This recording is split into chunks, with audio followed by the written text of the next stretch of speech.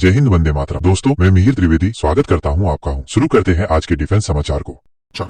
Greece दोस्तों अब भारत के साथ मिलकर एक बड़ी प्लानिंग करने वाला है। अब ग्रीस अपने राफेल फाइटर जेट्स के लिए भारत निर्मित हथियारों को खरीदने को लेकर बातचीत कर रहा है और एक पोटेंशियल कोलैबोरेशन भी भारत के साथ करना चाहता है। मतलब साफ है कि ग्रीस अपने राफेल फाइटर जेट्स में भारतीय टेक्नोलॉजी वाले जो कंपोनेंट्स है उन्हें इंटीग्रेट करने की बात कर रहा है, जिसमें कि अस्त्र मिसाइल और smart anti airfield weapon system जैसी हथियार प्रणालियां शामिल है। और ये ऐसी तकनीक है जिन्हें भारत ने स्वदेशी रूप से तैयार किया। ग्रीस को 24 राफेल फाइटर जेट डिलीवर हो चुके हैं। यहाँ पर दोस्तों ग्रीस को एक सबसे बड़ी प्रॉब्लम ये हो रही है कि जो हथियार राफेल फाइटर जेट के साथ फ्रांस ने उन्हें दिए हैं, खासकर की बीवीरैम जो मिसाइलें हैं उनकी रेंज काफी सीमित है, जिसमें कि पुरानी माइका बीवीरैम शामिल है।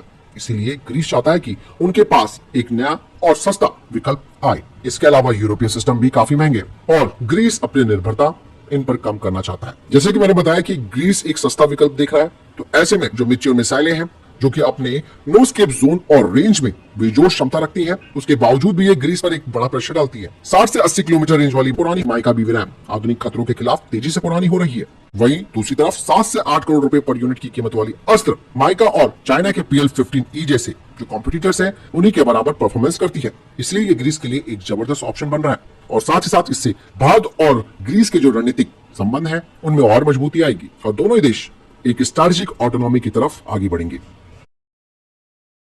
आखिरकार दोस्तों भारत ने बांग्लादेश से बढ़ते हुए तनाव और चाइना की चालाकियों को देखते हुए चिकन नेक के पास S-400 की बैटरी डिप्लॉय कर दी है। ये बात ऐसे वक्त पर सामने आई है जब हाल ही में बांग्लादेश ने ये बात कही है कि भारत की जो 7 सिस्टर है वो भारत का एक लैंडलॉक है और भारत के पास कोई समुद्री रास्ता नहीं है यहाँ तक पहुंचने का। इसीलिए भारत ने इस चीज को तेजी से समझ लिया है। और इससे पहले आपने देखा होगा जब वहां पर गवर्नमेंट चेंज हुई थी और मोहम्मद यूनिस की जो इंडियन गवर्नमेंट वहां पर आई, तो उन्होंने क्या किया कि हमारे बॉर्डर पर अपने ड्रोन्स जो कि TB2 ड्रोन है जिन्हें कि उसने टर्की से लिया है उन्हें डिप्लॉय कर दिया। हालांकि भारत ने इसका जवाब देने के लिए अपने भी मिडिल क्लास के जो ड्रोन्स हैं उन्हें यहाँ पर डिप्लॉय किया। अब कुछ रिपोर्टें बताती हैं कि भारत की उत्तरी सीमाओं के पास, खास करके सिक्किम के पास, चाइना ने भी अपने हवाई अभियानों को तेज कर दिया है। चाइना ने वहां पर हिल क्लास के ड्रोन्स का इस्तेमाल करना भी शुरू कर दिया है जो कि 50,000 फीट की अधिक ऊंचाई पर काम कर सकते हैं और लंबी दूरी से निगरानी करने में ये सक्षम है। इसलिए भारत की टेंशन और बढ़ गई है। लेकिन दोस्तों S-400 की डिप्लॉयमेंट भारत को यहाँ पर 400 किलोमीटर तक की दूरी पर दुश्मनों के फाइटर जेट, ड्रोन और बैलिस्टिक मिसाइलों सहित कई तरीके के हवाई खतरों से निपटने में सक्षम बनाएगी। और चिकन नेक के पास इसकी डिप्लॉयमेंट इस बात को दर्शाता है कि भारत, चाइना और बांग्लादेश दोनों की तरफ से अगर कोई भी खतरा आता है तो उसका एक मजबूती से जवाब दे सकता है। और हाल ही में इंडियन एयरफोर्स ने चाइना को देखते हुए अपने जो ईस्टर्न एयर बेसिस है जिसमें कि चाबुआ और तेजपुर, यहाँ पर हार्ड शेल्टर्स और अतिरिक्त रनवे बना डाले हैं। इसके अलावा हासीमारा में राफेल फाइटर जेट को डिप्लॉय किया गया है। तो बात साफ हो जाती है कि अब चाइना और बांग्लादेश दोनों को नहीं बख्शा जाएगा, क्योंकि बांग्लादेश की वजह से चाइना को एक बड़ी उम्मीद यहाँ पर मिल गई है।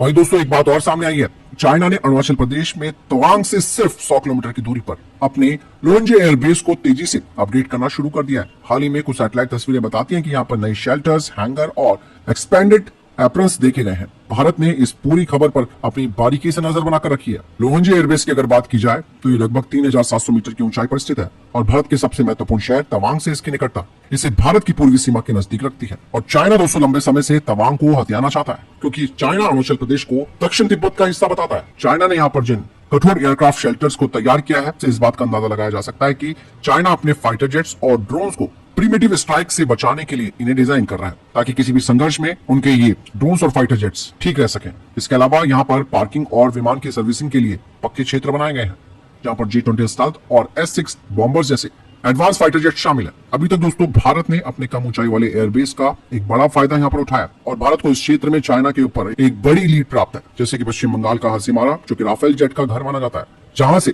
विमान चीन की ऊंचाई वाले तिब्बती ठिकानों की तुलना में भारी पेलोड के साथ उड़ान भर सकता है। लेकिन चाइना जिस गति से आगे बढ़ रहा है वो अब यहाँ पर अपने फाइटर जेट्स की सर्वाइविलिटी को बढ़ाने पर काम कर रहा है, ताकि युद्ध की स्थिति में वो भारत को परेशान कर सके। तो बहुत चीजें दोस्तों भारत ने इसीलिए S-400 को डिप्लॉय वहां पर कर दिया है, ताकि दोनों तरफ से खतरों का मुकाबला किया जा सके। इंडियन एयरफोर्स ने अब 16,000 फीट की ऊंचाई पर अपने बोइंग AS-64 अपाचे अटैक हेलीकॉप्टरों के ऑपरेशन का सपोर्ट करने के लिए डिजाइन किए गए हवाई परिवहन योग्य स्टार्टिंग एग्रीगेट को विकसित करने के लिए इंडस्ट्रियल पार्टनर्स के साथ बातचीत करनी शुरू की है। और इस नए इनिशिएटिव का जो उद्देश्य है वो हाई एल्टीट्यूड वाले वातावरण में एडवांस हेलीकॉप्टरों के संचालन की जो लॉजिस्टिक चुनौतियां हैं उनका समाधान करना है, खास करके उत्तरी सीमाओं के साथ पहाड़ी क्षेत्र जहां अपाचे से जंग भी लड़ी जा सकती है और टोही मशीनों की भूमिका भी इनसे करवाई जा सकती है। स्टार्टिंग एग्रीगेट दोस्तों एक महत्वपूर्ण ग्राउंड सपोर्ट सिस्टम को इलेक्ट्रिकल, हाइड्रोलिकल और न्यूमेटिक आउटपुट देता है ताकि अपाचे को कठोर परिस्थितियों में भी शुरू और बनाए रखा जा सके, जिससे कि इंडियन एयरफोर्स की ऑपरेशनल फ्लेक्सिबिलिटी और रेडीनेस बढ़ी रहे।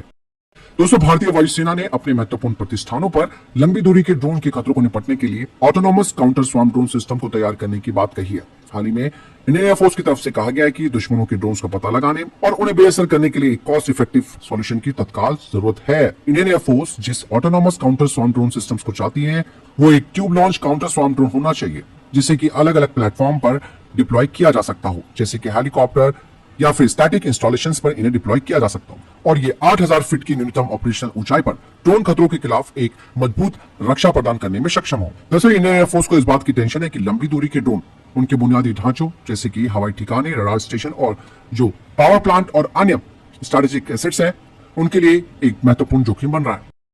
भारत की इंटेलिजेंस सर्विसेज अब एक कटिंग एज जासूसी विमानों का बेड़ा हासिल करने के लिए आगे बढ़ रही है, जो कि हवाई निगरानी और सिग्नल इंटेलिजेंस क्षमताओं को मजबूत करने की दिशा में एक बहुत महत्वपूर्ण कदम है।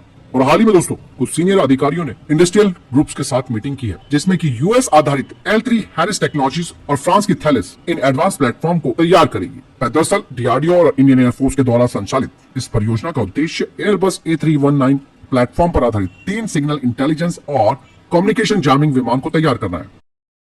भारत की प्राइवेट सेक्टर की company solar defence and aerospace limited ने विक्रम-1 सैटेलाइट लॉन्च व्हीकल के लिए इसके इग्नाइटर और थर्ड स्टेज के रॉकेट मोटर सहित प्रपोजल सिस्टम को सफलतापूर्वक विकसित और निर्मित कर लिया है। और ये उपलब्धि दोस्तों भारत के अंतरिक्ष महत्वाकांक्षाओं को आगे बढ़ाएगी, जो बताती है कि दोस्तों भारत के एरोस्पेस इकोसिस्टम में अब प्राइवेट सेक्टर किस तरीके से आगे बढ़ रहा है और वो कितना बड़ा योगदान दे रहा है।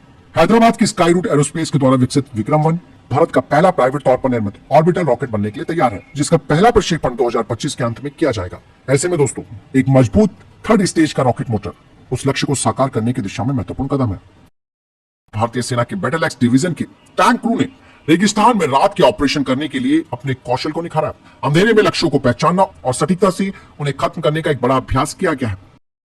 वहीं भारतीय रक्षा मंत्रालय ने मेक इन इंडिया प्रोग्राम के तहत T90 और T70 टैंकों के लिए 75 प्लेटफॉर्म आधारित काउंटर अनमैन्ड एरियल सिस्टम और इससे संबंधित जो सिस्टम है उन्हें खरीदने के लिए रिक्वेस्ट फॉर इंफॉर्मेशन जारी किया और पूरी डिलीवरी 36 महीनों के अंदर पूरी की जाएगी। दरअसल भारतीय सेना एक ऐसा integrated counter unmanned aerial system चाहती है जहां मौजूदा रिमोट वेपन स्टेशन एक हार्ड किल सॉल्यूशन के रूप में काम आएगा।